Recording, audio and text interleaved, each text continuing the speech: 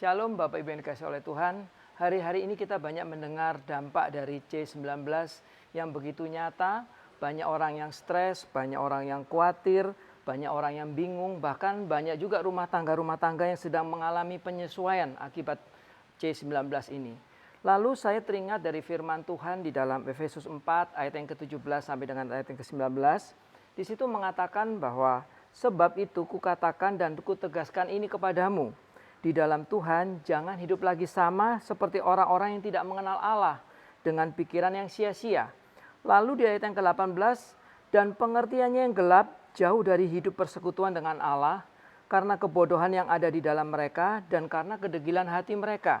Dan di ayat yang ke-19 dikatakan, perasaan mereka telah tumpul sehingga mereka menyerahkan diri kepada hawa nafsu dan mengerjakan dengan serakah segala macam pencemaran.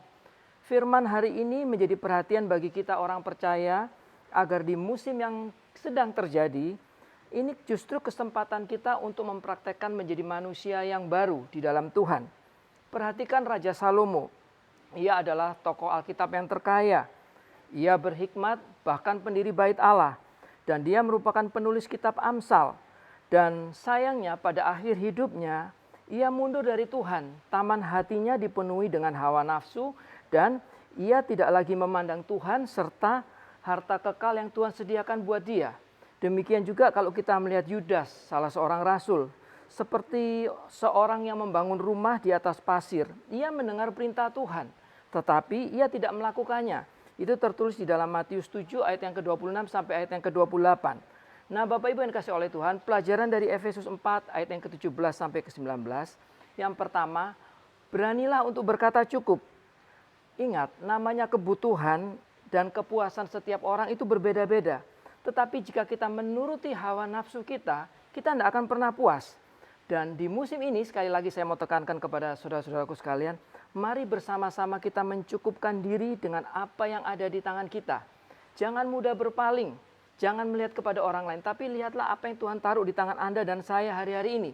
Di dalam Filipi 4 ayat yang ke-11 sampai dengan ayat yang ke-13, belajar dari Paulus, di mana ia merasa puas dalam segala keadaan, ia tidak hidup dalam kemewahan, tapi justru ia kehilangan segala-galanya, termasuk puji-pujian manusia yang sempat dia dapatkan sebelum dia bertobat.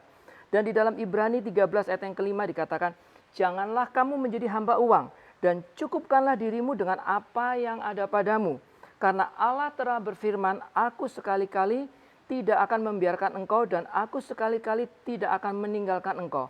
Inilah firman Tuhan yang sudah saya sampaikan kenyataannya. Seringkali ketika kita menghadapi masalah, kita anggap masalah itu seperti Goliat yang besar. Dan diri kita seperti belalang yang kecil dan seolah-olah Allah tidak ada. Jadi pastikan di poin yang pertama ini Bapak Ibu yang dikasih oleh Tuhan, beranilah untuk berkata cukup.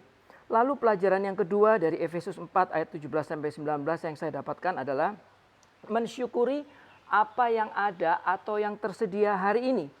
Firman Tuhan di dalam Matius 6 ayat 34 mengatakan, kesusahan sehari biarlah untuk hari ini, hari esok ada kesulitannya sendiri. Nah Bapak Ibu yang dikasih oleh Tuhan, bersama suami, bersama istri Anda hari ini, marilah belajar sepakat. Belajar untuk puas, apapun juga yang ada di dalam kehidupan kita, senantiasalah mengucap syukur. Karena mengucap syukur itu akan mendatangkan ketenangan, akan mendatangkan damai sejahtera di dalam rumah tangga Anda dan saya. Jangan melihat kekurangan kita, tapi belajarlah melihat masih banyak orang di luar sana yang hidup di dalam keterbatasan. Saudaraku yang dikasih oleh Tuhan, saya sudah menyampaikan di atas, beranilah berkata cukup dan syukuri apa yang ada di dalam kehidupan kita hari-hari ini.